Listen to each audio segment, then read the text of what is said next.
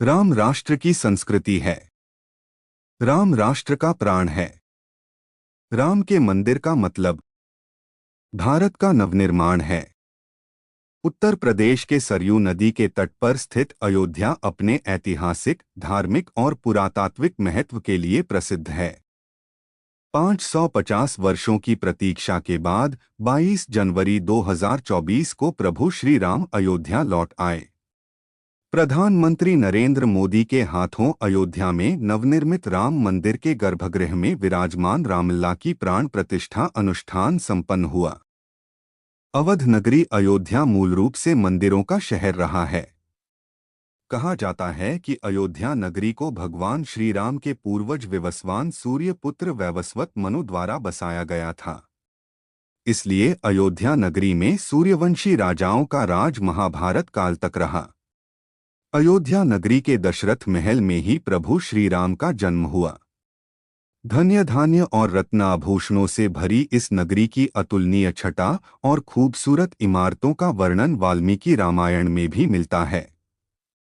इसलिए तो महर्षि वाल्मीकि ने रामायण में अयोध्या नगरी की शोभा की तुलना करते हुए इसे दूसरा इंद्रलोक कहा था। पौराणिक कथा कहानियों के अनुसार प्राचीन काल में भगवान श्री राम के जल समाधि लेने के बाद और महाभारत युद्ध के बाद अयोध्या के उजाड़ होने और फिर से बसने का वर्णन मिलता है। कहा जाता है कि राम जी के पुत्र कुश ने फिर से अयोध्या का पुनर्निर्माण कराया और इसके बाद सूर्यवंश की अगली 44 पीढ़ियों तक इसका अस्तित्व चरम पर रहा। इसके बाद महाभारत काल में हुए युद्ध के बाद भी अयोध्या फिर से उजाड़ हो गई, लेकिन श्रीराम जन्मभूमि अयोध्या और यहाँ बने श्रीराम मंदिर को एक नहीं बल्कि कई बार आक्रमणों का सामना करना पड़ा। अयोध्या को नष्ट करने के लिए मुगलों द्वारा कई अभियान भी चलाए गए। मंदिर में बाबरी ढांचा खड़ा किया गया, भव्य मंदिर तोड़ मस्जिद बनवाए गए, लेकिन प्रभु श्रीराम की जन्मभूमि कभी नष्ट न हो सकी।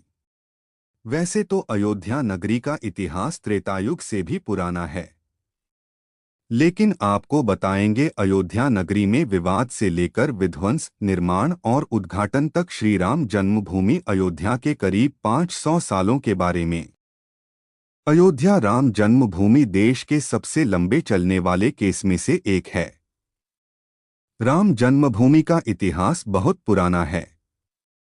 1528 से लेकर 2023 तक श्रीराम जन्मभूमि के पूरे 495 वर्षों के इतिहास में कई मोड़ आए।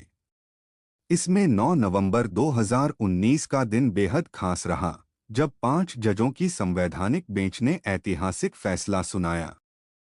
1528 मुगल बादशाह बाबर के सिपहसालार मीर बाकी ने विवादित जगह पर मस्जिद का निर्माण कराया।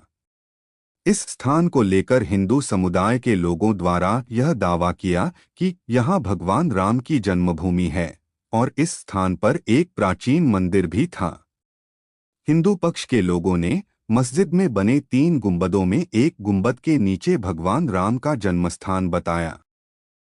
1853 से 1949 श्रीराम जन्मभूमि पर जहां मस्जिद का निर्माण किया गया, वहां के आसपास के कई स्थानों पर पहली बार 1853 में दंगे हुए। इसके बाद 1859 में अंग्रेजी प्रशासन ने विवादित स्थान के पास बाड़ लगा दी और मुसलमानों को ढांचे के अंदर, वहीं हिंदुओं को बाहर चबूतरे के पास पूजा करने की इजाजत दे दी। 1949 में अयोध्या श्रीराम जन्मभूमि का असली विवाद 23 सितंबर 1949 को तब हुआ, जब मस्जिद में भगवान राम की मूर्तियां मिलीं। इसे लेकर हिंदू समुदाय के लोग कहने लगे कि यहाँ साक्षात भगवान राम प्रकट हुए हैं। वहीं मुस्लिम समुदाय के लोगों ने आरोप लगाया कि किसी ने चुपके से यहाँ मूर्तियां रखीं। ऐसे में यूपी सरकार ने तुरंत मूर्तियों को वहां से हटाने के आदेश दिए, लेकिन जिला मजिस्ट्रेट ने धार्मिक भावना को ठेस पहुंचने और दंगे भड़कने के डर से इस आदेश में असमर्थता जताई। इस तरह से सरकार द्वारा इसे विवादित ढांचा मानकर ताला लगा दिया गया। 1950 फैजाबाद के सिविल कोर्ट में 2 अर्जी दाखिल हुई। इसमें एक तो विवादित भूमि पर रामलला की पूजा की इजाजत और दूसरी मूर्ति रखे जाने की इजाजत पर थी। 1961 यूपी सुन्नी वक्फ बोर्ड ने एक अर्जी दाखिल की और विवादित भूमि पर अधिकार और मूर्तियों को हटाने की मांग की। 1984 1 फरवरी 1986 में यूसी पांडे की याचिका पर फैजाबाद के जिला जज के.एम. पांडे ने हिंदुओं को पूजा करने की इजाजत दे दी और ढांचे पर लगे ताले को हटाने का आदेश दिया।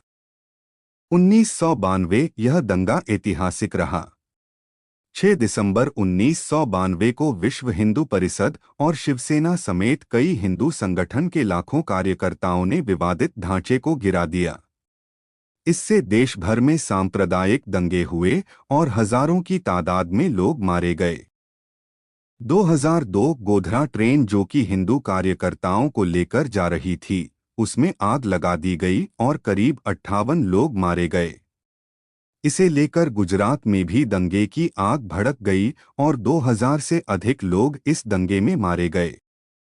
2010 इलाहाबाद हाई कोर्ट ने फैसले पर विवादित भूमि को सुन्नी वक्फ बोर्ड, रामलला विराजमान और निर्मोही अखाड़ा के बीच 3 बराबर हिस्सों में बांटने का आदेश दिया।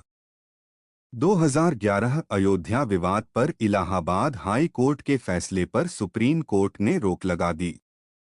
2017 सुप्रीम कोर्ट ने आउट ऑफ कोर्ट सेटलमेंट का आह्वान किया और भाजपा के कई नेताओं पर आपराधिक साजिश आरोप बहाल किए गए। 2019 8 मार्च 2019 को सुप्रीम कोर्ट ने मामले को मध्यस्थता के लिए भेजा और 8 सप्ताह के भीतर कार्यवाही को खत्म करने के आदेश दिए। इसके बाद 1 अगस्त को मध्यस्थता पैनल ने रिपोर्ट पेश की और 2 अगस्त को सुप्रीम कोर्ट मध्यस्थता पैनल मामले में समाधान निकालने में कामयाब नहीं रहे। इस बीच सुप्रीम कोर्ट में अयोध्या मामले को लेकर प्रतिदिन सुनवाई होने लगी और 16 अगस्त 2019 को सुनवाई पूरी होने के बाद फैसला सुरक्षित रखा गया। 2019 9 नवंबर सुप्रीम कोर्ट के 5 जजों की बेंच ने श्रीराम जन्मभूमि के पक्ष में फैसला सुनाया। वहीं 2.77 एकड़ विवादित भूमि हिंदू पक्ष को मिली और मस्जिद के लिए अलग से 5 एकड़ जमीन मुस्लिम पक्ष को मुहैया कराने का आदेश दिया गया।